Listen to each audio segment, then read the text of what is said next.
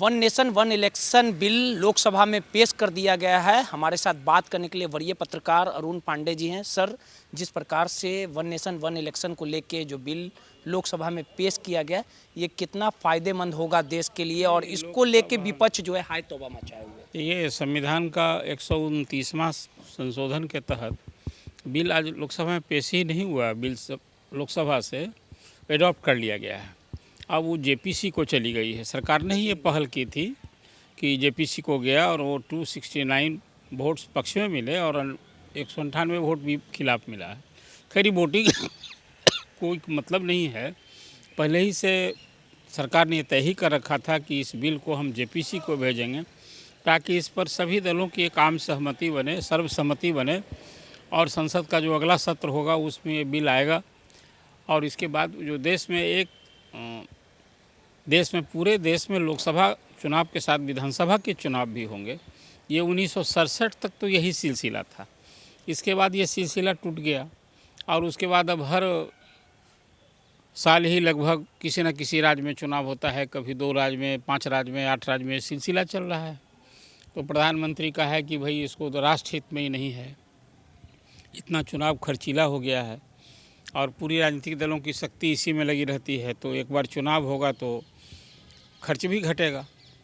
इसी सब उद्देश्य से अब हुआ है तो जेपीसी में आ गया है। मतलब एक देश और एक चुनाव की दिशा में अब देश बढ़ चुका है और ये लागू होगा तो होगा क्या। देखिए, पूर्व राष्ट्रपति रामनाथ कोविंद की अध्यक्षता में एक कमेटी बनी थी और कमेटी ने कहा कि ये तो वायबल है। सभी बहुत व्यापक विमर्श किया, सभी पक्षों से बात की और उसमें आया है कि भाई 2029 का जो चुनाव होगा लोकसभा का, उसके साथ राज्यों का विधानसभा चुनाव कराया जाए। एक तो ये सिफारिश थी, कहा कि है, और उसके 100 दिन के बाद सभी स्थानीय निकाय और पंचायत के भी चुनाव होंगे। उसके केवल 2 और काम करने होंगे। अभी तो 2025 में जनगणना होने जा रही है, जो 2011 के बाद नहीं हुआ है, 2021 में होना था। हर 10 साल पर जनगणना होती थी, तो अभी जनगणना होगी। इसके बाद फिर लोकसभा और विधानसभाओं का परिसीमन होगा। और आप जानते हैं कि महिलाओं के लिए लोकसभा में और विधानसभा में 33% सीट रिजर्व करने का कानून बन चुका है। वो भी 2029 से ही लागू होना है। तो अभी होगा कैसे? देखिए, इसमें है कि जैसे अभी विधानसभा का चुनाव, बिहार विधानसभा का नवंबर 2025 में होगा, तो 2029 में जब चुनाव होगा तो 4 ही साल इसका रह पाएगा, और जो कि विधानसभा का कार्यकाल 5 साल होता है तो 1 साल इसका घट जाएगा।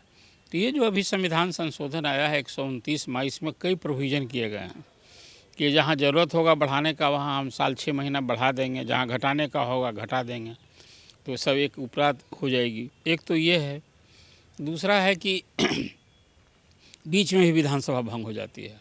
कभी नो कॉन्फिडेंस में हार जाती है या कभी हंग असेंबली हो गया, तब क्या होगा। तो हंग असेंबली के संबंध में कमेटी ने ये सिफारिश की है कि भाई हंग असेंबली होगी तो फिर दोबारा चुनाव होगा।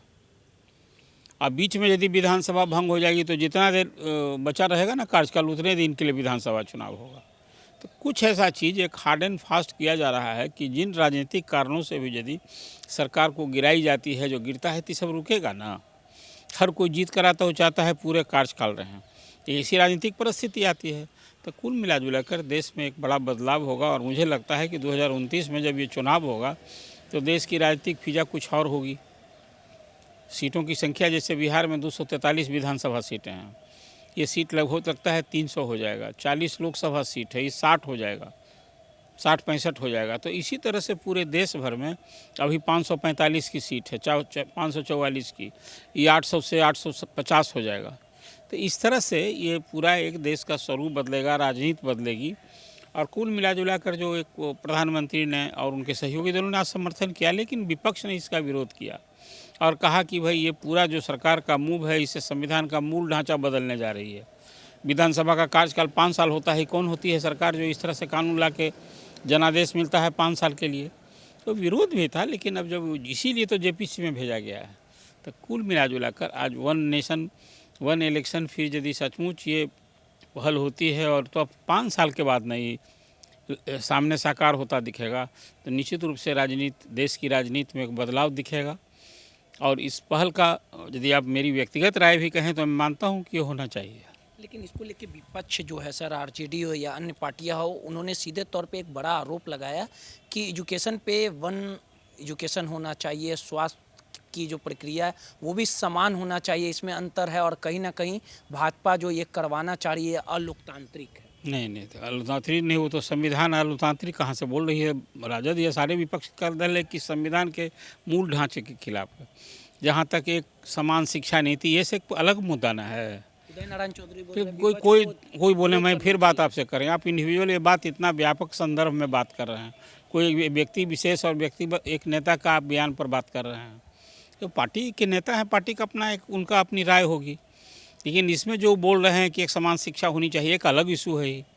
वन नेशन वन इलेक्शन का तो मैंने आपसे कहा कि विरोध कर ही रहा है, विपक्ष कह रहा है।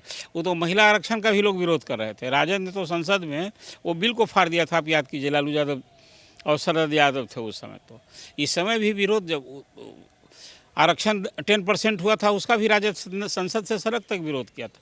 विरोध अपनी जगह है। देखिए कि स्टैंड जो बात है, पैसे की भी बर्बादी भी रुकेगी। नहीं ये तो सब इसके पक्ष में ही, पैसे की बर्बादी। क्या सवाल आपका ही ना बोलिए।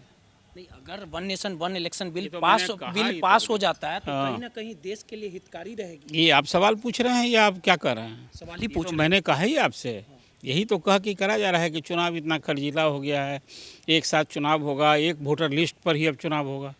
अभी तो असेंबली का चुनाव हो तो अलग वोटर लिस्ट, लोकसभा का हो, कितना खर्च होता है। अभी कोई पिछले चुनाव में जो एक आकलन था, सरकारी खजाने से 4000 करोड़ खर्च हुए थे। अब पार्टियां जो खर्च करती हैं ये तो सर्वविदित है। जिसको कहिए कि जो चुनाव आयोग ने कैंडिडेट्स के लिए जो सीमा तय कर रखी है, उसे 10 गुना, 15 गुना, 20 गुना। कोई एक चुनाव है, आजकल तो पंचायत का चुनाव होता है, उसमें लोग करोड़ खर्च हो रहा है, और लोकसभा के चुनाव में कोई 10 करोड़ से कम खर्च करता है क्या? तो अब तो ये सब एक निश्चित रूप से, खासकर सरकारी खजाने पर तो इसका खर्च का बोझ घटेगा ही।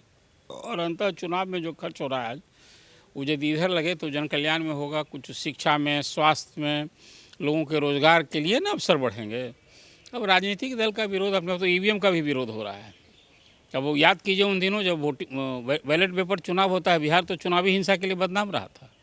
हर चुनाव में सैकड़ों की संख्या में लोगों की जाने जाती थी। दल का एक अपनी राजनीति अलग होती है। देश हित में क्या होना चाहिए एक विषय है। अब जो ईवीएम में कहीं गड़बड़ी तो रोकिए ना उसको। कहीं आप सत्ता में उस ईवीएम से आप जीत भी रहे हैं, हारते हैं तो कहते हैं ईवीएम गड़बड़ हो गया, और जहाँ जीत रहे हैं वहाँ सही हुआ। ये क्या स्टैंड है? ये क्या स्टैंड है? देखिए बेईमानी है ये।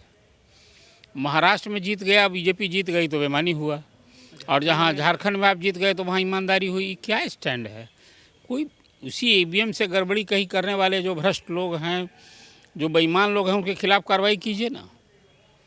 इसलिए कुल भी राजनीतिक दलों का एक जो ये सब इशू होता है ना, उसमें खासकर आप जनता को जगा रहे हैं इस चर्चा से।